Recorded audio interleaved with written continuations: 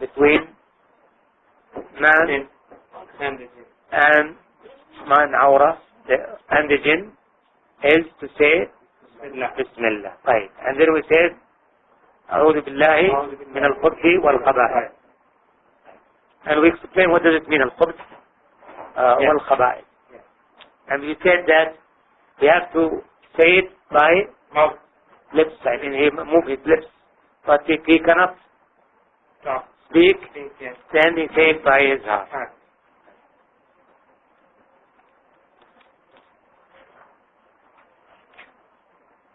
Okay. And then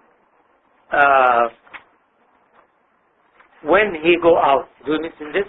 Yes. Okay. He start with which one? Step out. Step out is right leg. With the right leg. And what does he say? Quran. And what's the wisdom? Wisdom is that God has forgiveness from Allah. Okay. Yeah. What for here? Which he has allowed us to train ourselves. Yes. Yeah. And to and he has saved us from evil. Okay. Okay. What else? I mentioned something else. Huh?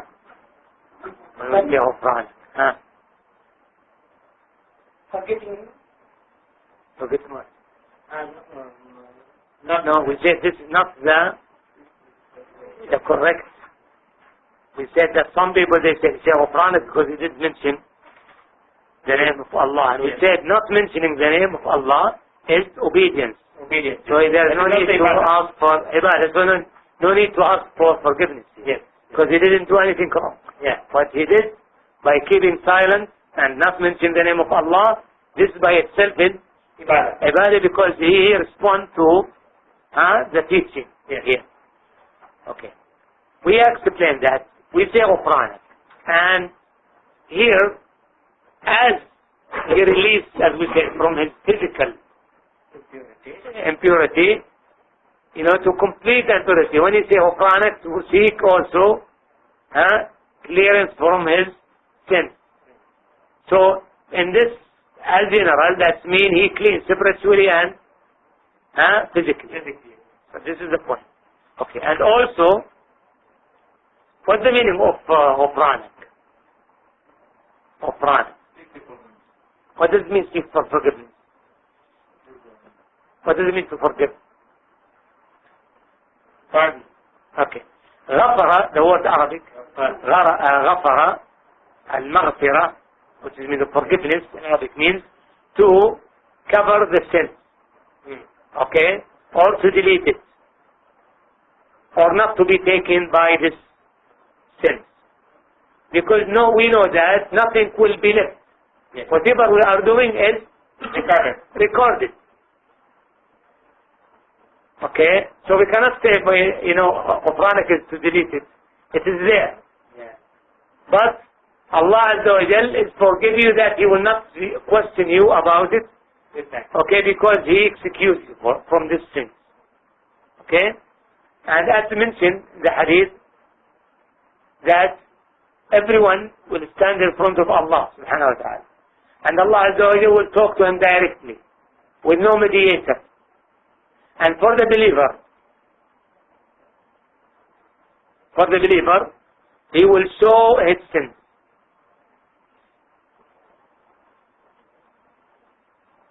He may think that he will be in trouble, but then Allah Azza wa Jalla will tell him that I cover it for you in your life, that means nobody saw it, and I forgive you and excuse it today.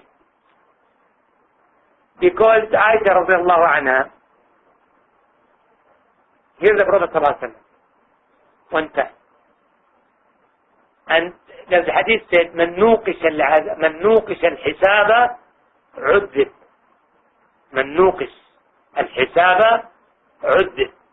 The one who will be questioned, he will be punished.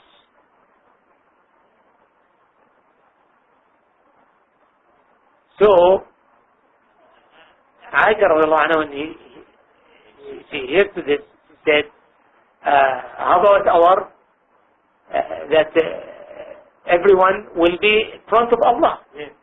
So he'll be questioned. So the Prophet ﷺ explained to her that by saying this is al-arb. And al-arb, it's not discussion. It's not, to discuss the matter with you. Al-arb is just to present it. Just to show it. Okay? So for the believer, he will not be questioned about his sin. If Allah Azza wa Jalla forgive this sin, but it will be shown to him What he has done. what he has done, and then so he know the favor of Allah subhanahu wa ta'ala. That if he take him with this sin, he will not be he will not be succeed, and he will not be survive. So this is al-af. So forgiveness is to ask Allah Azza wa Jalla to execute us, not to punish us for the sin that we do. Right.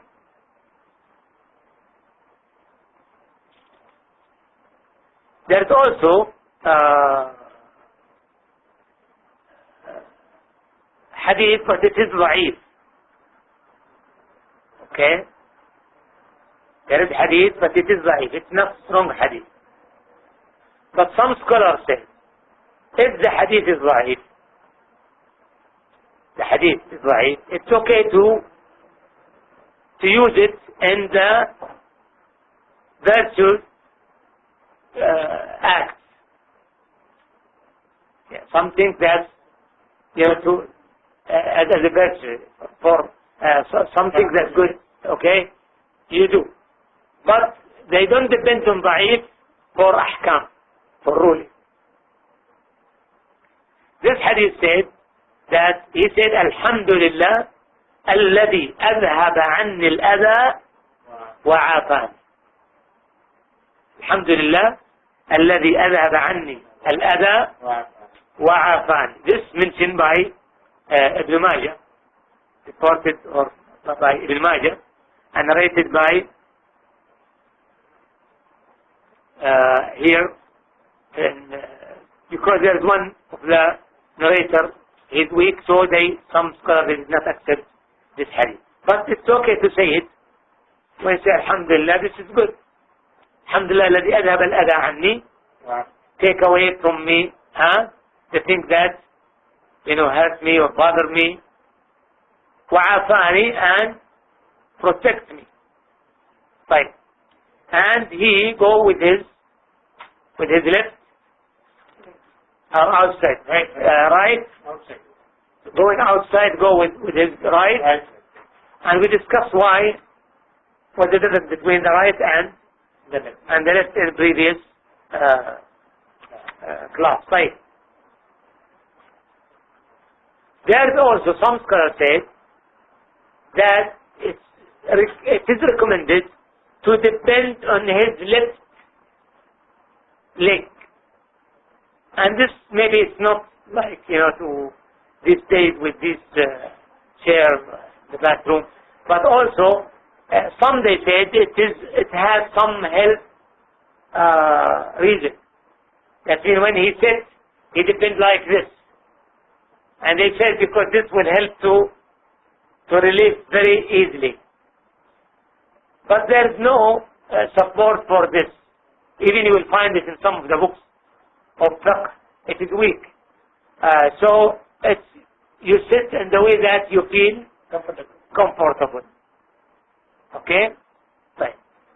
If we said this is inside, but if somebody is outside space, like in a desert, there are also certain rules that we need to follow. What are they? I mentioned some last time. Not to face the Qibla, or not to be under a tree, or in the back, or you leave it in your back. Okay? not use a tree, Not use a shelter that people stay, like trees, okay, or wall. There are walls. Some people are sitting there because of the sun. We should not stay there. Okay, what else? on the pathway, Yes, not the path, the way of the people, they walk. Okay, or? Okay, or there's a hole. Try not to urinate there because there's somebody, something that may come out, snake or any spider or anything that may hurt you also. What else? Huh? Not in a lake or water. Huh? What else? Also not in a hard rock. Okay? Or hard surface. Even in the bathroom. What's the reason behind this? Will not splash against you. Okay? So, if the area in the desert is hard, like mountain, then he should come very close, near. Or he finds soft sand. And he should stay away from the people and cover himself that nobody sees him. Right? I should remember here or mention the hadith of the Prophet sallallahu alaihi wasallam. One time he passed by two graves. You remember this hadith? I mentioned it last time. Okay. So I'm not going to repeat what I said. Right. After you finish, or after the person finish, for example, from urinate, he should use his left hand in cleaning, not the right hand. The right hand the person should not touch his private parts with his right hand or use it in cleaning. Use only the left hand. Right.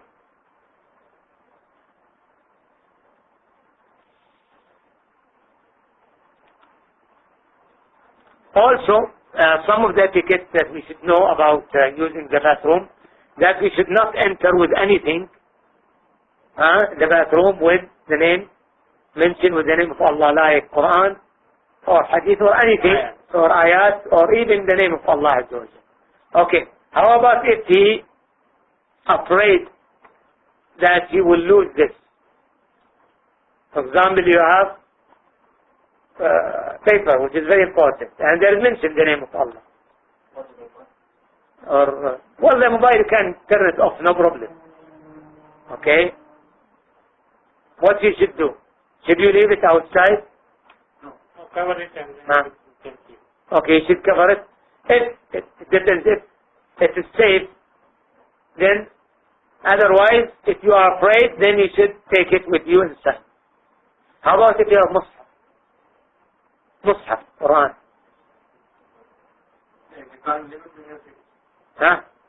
You can leave it outside if you see somebody, to give it to him and leave it with him. Right.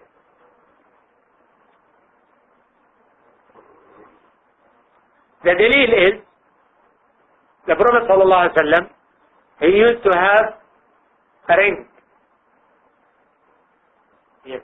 Okay, like seal. He used it as seal. And in his ring, the seal, the Prophet ﷺ, written, Muhammadun Rasulullah. Have you ever seen the seal? Yes. They have some pictures for it. Okay? Muhammad, the last line, Rasul in the middle, and Allah at the top. Muhammad Rasulullah. Okay? So whenever he used the bathroom, he leave it outside. So from this, they took this dalil, and who is the one who reported this hadith? Who can tell me? Anas radiallahu anhu. Anas. Why Anas? He's very close. Because he said that he is in the service of the Prophet sallallahu alaihi wasallam, and always anything which is private or clear, you will find most of it has come through Anas or Aisha radiallahu anhu, because they are close. Right?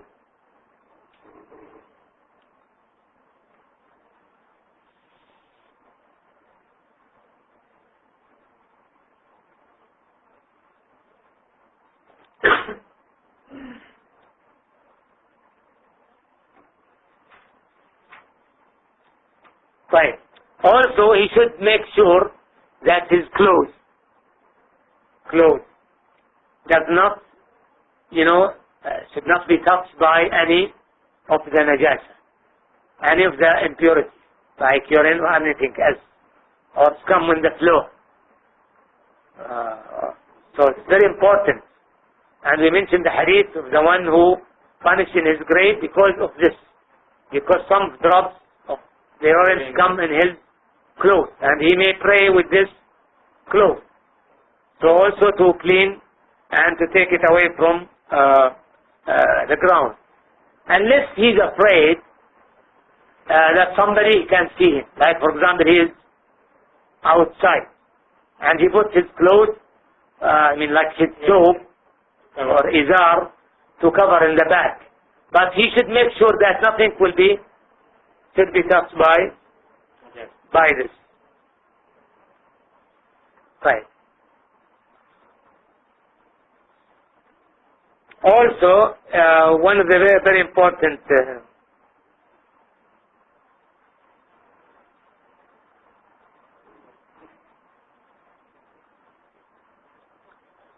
can he, or is it lawful to urinate standing? This is one of the issues that people are discussing.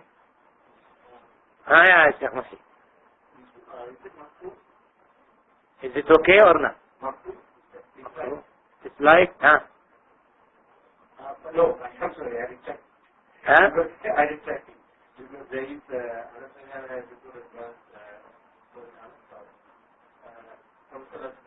had made it like that. Right. I didn't check that.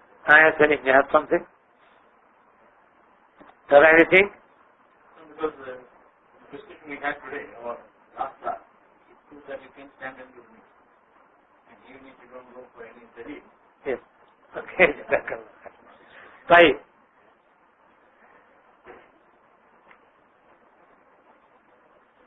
There is for the one who needs, as you said, it is dislike unless there is need for that. It's okay.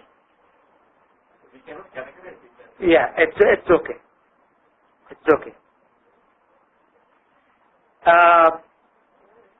There is hadith by Hudayfa radiallahu anhu mentioned in As-Sahihayn, as Bukhari and Muslim, and inshallah I'll send you this hadith, inshallah, that said that Prophet ﷺ, he was one time, did it while he was standing.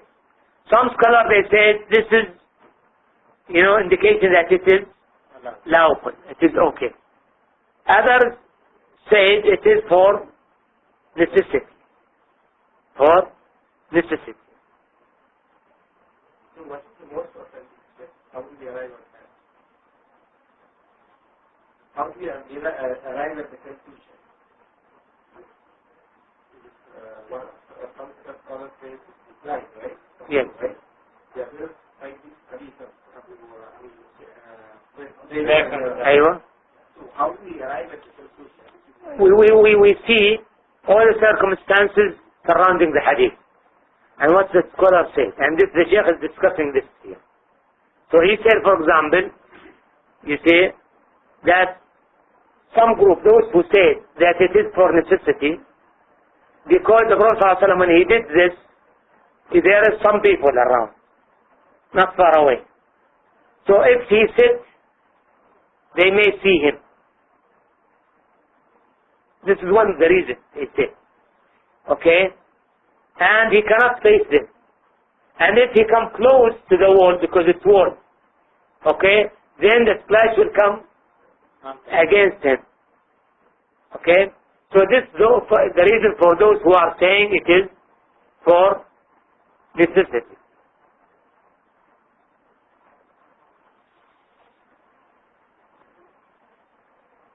Others say because the Prophet ﷺ was feeling some pain, so this is why he didn't sit for doing this. Because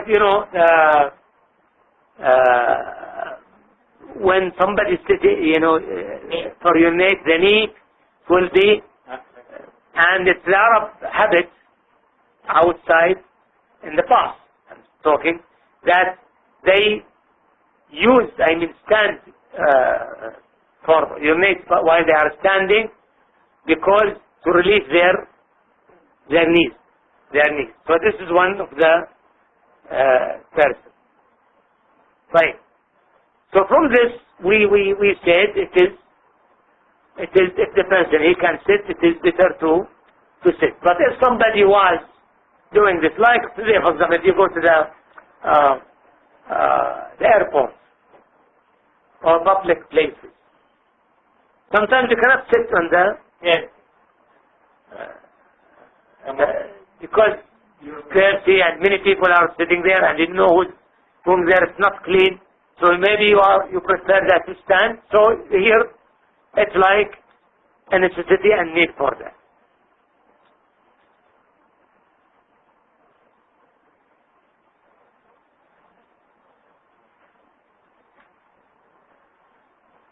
Right. Also, one of the things that was etiquette of the bathroom, that the person who is, using or respond to the call of nature should not speak.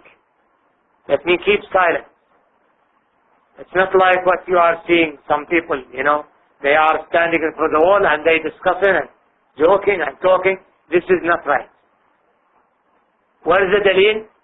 The dalil that one time the Prophet ﷺ was in the outspace, he is responding to the call of nature, and one man passed by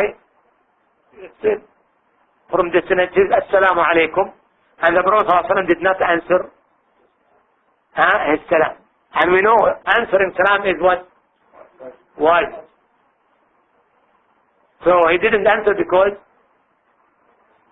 in this situation he will not speak or talk. Right? And also there is another hadith that says when Imam Muhammad said Allah hates. Yeah, there's hadith in me, I think it's mentioned also in the book. We'll read. So we can categorize it as makruh here, right? Not forbidden. Which one? The speaking while answering the call. Decline. It is makruh according to this, but some they said it is not right. It is not lawful. Yes, it's not lawful. Why? Because here, if it is lawful, the Prophet may answer him. Okay? It may answer. Because if there is makruh or wajib, it is must to answer. So he will follow this.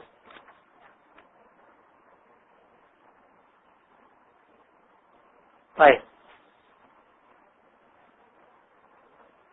Right. Here some if they are two, for example, they are in the bathroom or next door in the bathroom, both of them, they are respond to the call of nature and they are talking. This is more worse. More worse, because here it is hadith about this. أخبر the Prophet ﷺ about this, and Rasulullah ﷺ told about these two men who are doing this, that God or Allah Azza wa Jal hates what they are doing too much. And when it said Allah hates this, that it means almost one of the major sins. It is not only haram, but it could be classified as of the major. But in a domestic house, going to the bathroom and a urgent call or something comes in. So your wife or a child or somebody will see that from this calling. That way, just to answer that with a permission, or maybe you don't find something that is possible.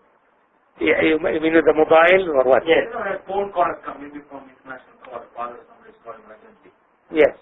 Maybe you can speak to something, just... It depends on the necessity. You see, if there's something which is the person cannot postpone because that will cause some problems. Okay, for example, even in Salah, person who is in Salah, and you are at home, and somebody knocks the door, your wife or your son or anybody, and nobody around you, it's okay to move a little bit and open and return and complete your prayer. Okay? Because this is necessity. Okay? The same also for this. If somebody, it depends now, when the person gets in the bathroom, it means when the time that he is,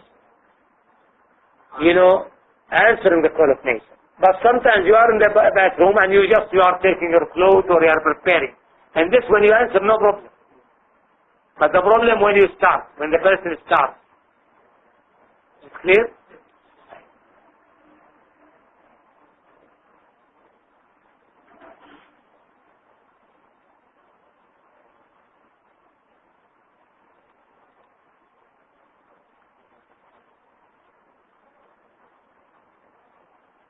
Right.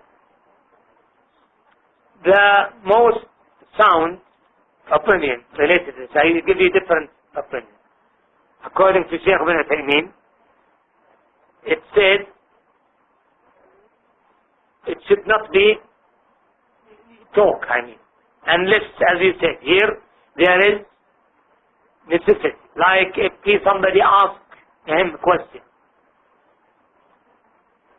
You are in the bathroom, you left the key of the door somewhere, there's somebody who is urgent, you want to go out, and he asks you, where is the key? You will answer. You will find them there. This is necessity. Without necessity, it's considered like haram. Because when Imam Ahmad said, لا ينبغي, it should not be done, that means haram. This was the conclusion for this year. Right.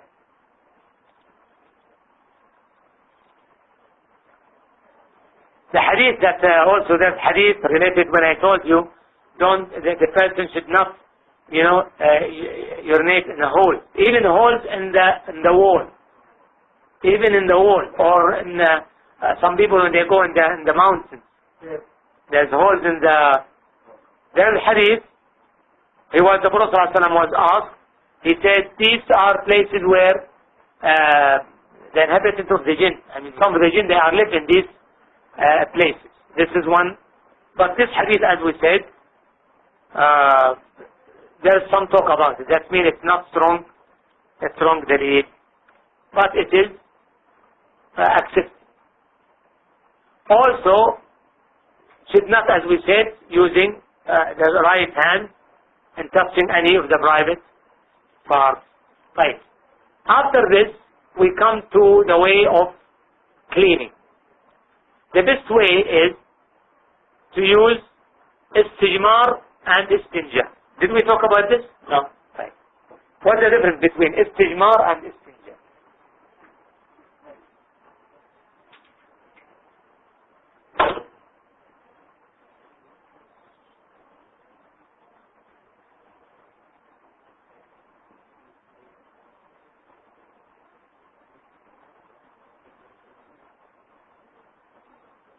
Right. Istijmar, it's come from the word jimar. Well, jimar, the stone.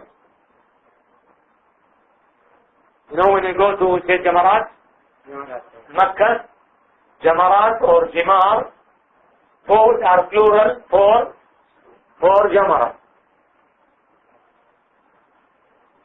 Say Jamarat al-Aqaba. Jamara means stone in Arabic. Right? Jamarat, stones. Istijmar, using the stones in cleaning. Right? Istinja, from the word naqar or naja. Here. And naqo, that means cleaning. Always using the water. So this istinja is by using water. And istijmar by using stones.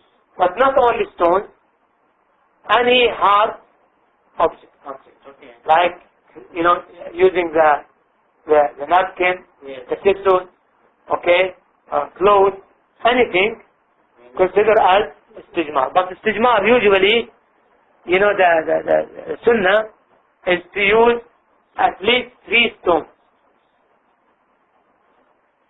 Right? Start with stones, cleaning the exits of the urine or the back exit, and after cleaning with this hard object, now instead of stones you are using tissues, and then wash with water. If somebody didn't use water, is it okay or not? Yes.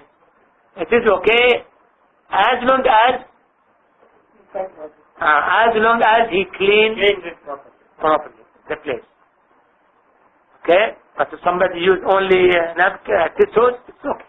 We don't say no, that you have to use water. Even the water is available. Even with the availability of the water. We don't say that you have to, at least if the water is there, you cannot use it. Right.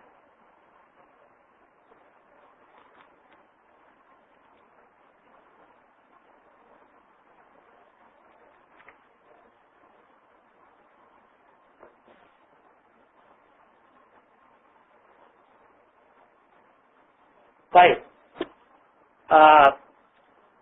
How about if he has a problem with his left hand? Can he use the right hand or not? Yes. Yes, he can. Right. Also, some of the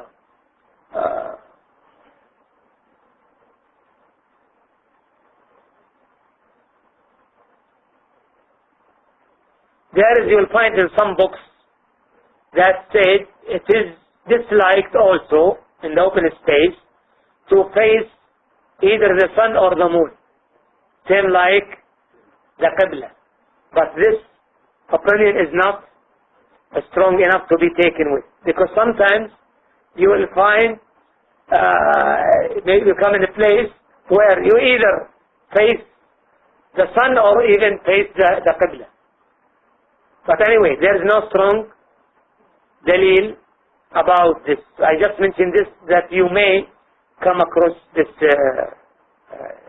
in a way. Right. We said in the open. In the open. Arhamukallah. Also, it is disliked to stay longer time than the person needs. And this is very important, especially these days, with this comfortable bathroom. Some people, they get there and they make their plan. Thinking and these. Very miserable. And this is worse. I saw in America, in their bathroom sometimes they have like small mini library. They have some books and subhanallah. But because this is necessity. Why? Because you are in this time, you cannot remember Allah. You cannot mention the name of Allah. So you should not stay there unless you are in need for this. So this should be very, very, we should also remind our family, our children and people always. Because I'm sure that if we solve this problem, we will solve the problem of many people that are waiting in a line. So you go to the masjid sometimes, people are waiting in the line, and there's somebody there, he's enjoying sitting there. SubhanAllah. Maybe he's thinking or but the person should, after the minute that he finished and clean himself, he should go out. He should not stay. Right. And is this haram or dislike? It says this is more than dislike. It is not lawful to stay more than what you need in the bathroom. Fine? Okay, I think we mentioned this.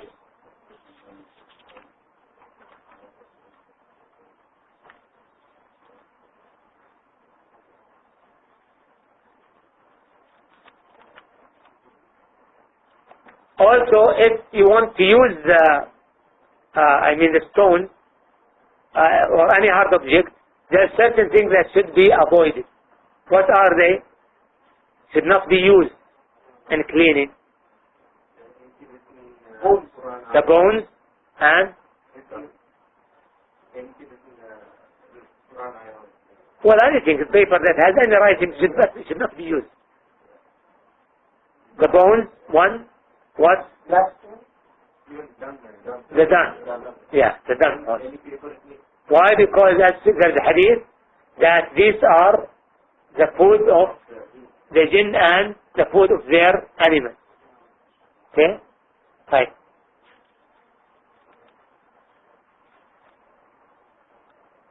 Or food, any kind of food. Any kind of food. Or any part of animal. Like cat or anything. Yeah, we just mentioned this, we know that the people, they will not do it. Yeah. But this is just like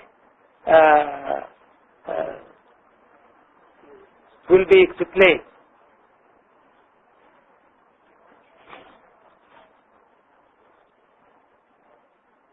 Fine.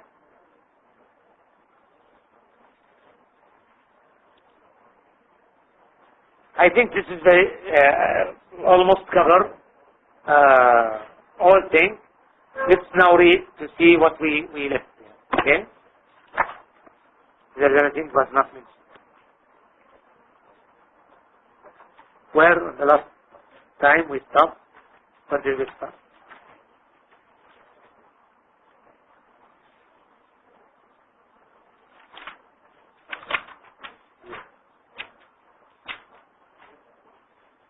Okay. The beginning or where? Page 26. Page 26. Okay, read please. On the other hand, one should never enter a bath. It's in the middle, okay? Yes. Yes. Hmm? While having something like a paper, a document, or anything else containing the name of Allah, exalted and ever majestic He, or any Quranic verses. If one fears that one may lose them, that paper or document, when they are left outside the bathroom until one finishes, it is permissible for one to enter the bath while having them, provided that they are covered. Try to cover them and put it in his book. Yes. Moreover, one is not allowed to speak while answering the call of nature, because it is mentioned in a hadith that Allah hates such a deed. One is also prohibited to recite the Quran in a bath or while answering the call of nature. When one finishes answering the call of nature, one must perform istinja, istijmar. This is what we explain here. In fact, it is better to combine both istinja and istijmar when cleaning one's stool and urine exit following defecation or urination. Yet performing either is sufficient. During istijmar, one should clean one's stool and urine exits with stones or what may substitute for them, such as a coarse paper, a rag, or the like, ensuring the cleanness and dryness of the stool and urine exits. One must clean them twice or more if necessary. It is impermissible to perform istijmar using bones or dung. Okay, but underline this. Yes. But this is very important. This is not loud. Because the Prophet ﷺ has forbidden them. One should also remove any trace of impurity and dry it, lest any impurity remains on one's stool and urine exits or soils one's clothes or other parts of the body. Right. Some faqih scholars of Islamic jurisprudence maintain that istinja or istijmar is one of the conditions of the validity of ablution that must be performed before it. In case of answering the call of nature, according to this opinion, ablution is invalid if it is performed without being preceded by istinja or istijmar after answering the call of nature. This ruling is based on a hadith narrated on the authority of Al-Nabbar stating, one should wash one's penis and then perform ablution. Okay. Related by Al-Bukhari. Okay, let's now here. Now, is it necessary that whenever we want to make wudu, we have to do istinja or istijma? When is it? Only in the state of answering the call of nation. How about passing when? Passing when? No need. It's very important because some people always, think about this and they are in doubt. Whenever something happens, he will go to the bathroom and try to clean. But that's not correct. This hadith means if something like urination or difficult, just come out. Hello? Okay. Imam al-Nawawi? Imam al-Nawawi states that it is an act of the sunnah, prophetic tradition, to perform istinja before ablution, so as to avoid any controversy or suspicion, and to ensure the validity of one's ablution. Therefore, one must purify oneself from urine, as negligence in this regard is one of the reasons for the torture of the grave. To illustrate, Abu Hurairah, may Allah be pleased with him, reported that Allah's Messenger, peace be upon him, said, "Purify yourself from urine, for most of the punishment in the grave is because of it." You got this? It's very important. And this also, remember the other hadith. Yeah. There is two hadiths talking about the punishment in the grave because as a result of not cleaning after, urination. Yes. Okay. Gentle reader, you should be aware that the perfection of purification leads to the easiness and perfection of performing acts of worship and the full obedience by their integral parts. Imam Ahmad, may Allah have mercy on him, narrated on the authority of one of the Prophet's companions that when he, peace be upon him, was leading the people in the subh morning prayer and reciting the surah of Ar-Rum, by the time he was not certain about what he recited. So when he, peace be upon him, finished prayer, he said, "The Quran becomes dubious to us because some of you perform prayer with us without performing ablution properly. So whoever witnesses the prayer with us should perform ablution properly." You got this point? You see how much sometimes the Imam is affected by those who pray behind him. Even his hafiz. Sometimes he may forget some verses, and sometimes very simple verses. Yes. Because of two reasons. One is because of this. The other, because some people, they try to correct the Imam and confuse him. This is another reason. Sometimes if the Imam make mistake, for example, he forget a verse, if the person behind him is not certain, he should not speak up or say remind. Sometimes some of the verses are there similarity between some verses in different surahs. So when the Imam starts and he reads and somebody will correct him thinking that he is reading another, so only those who are with full knowledge, then he should help the Imam to remember. But this is very important to know. Right. Allah has also praised the people of Kuba Mosque because of the perfection of their purification, saying, "Within it are men who love to purify themselves, and Allah loves those who purify themselves." That's sufficient. That Allah loves those who purify themselves. This is good. That's enough motivation. That if you want Allah Azza wa Jalla to love us, then one of the things that we do to purify ourselves. This is why the miswak is pleased. Allah is pleased by siwak. مطهرة للفم ومرضاة للرب. Allah Azza wa Jalla loves this. Love the miswak. Why? Because it's also a tool for cleaning and purification. Al-Bazzar related that when those people of Kuba were asked about the way they purify themselves. They replied saying, we use water after using stones. Okay. So this is why they use both. They use both. So when we go to the bathroom, then it's better to use both. Especially today, alhamdulillah, there is Water. tissues and water in the same place. Right. In this connection, it might be worth mentioning that some people mistakenly believe that istinja is an integral part of ablution. Mm-hmm. They think that one has to start with istinja whenever one desires to perform ablution, even if one has previously performed it. That is istinja after answering the call of nature. This is completely wrong. Istinja is not part of ablution, but it is just one of its requirements, as previously mentioned, and is performed only after answering the call of nature.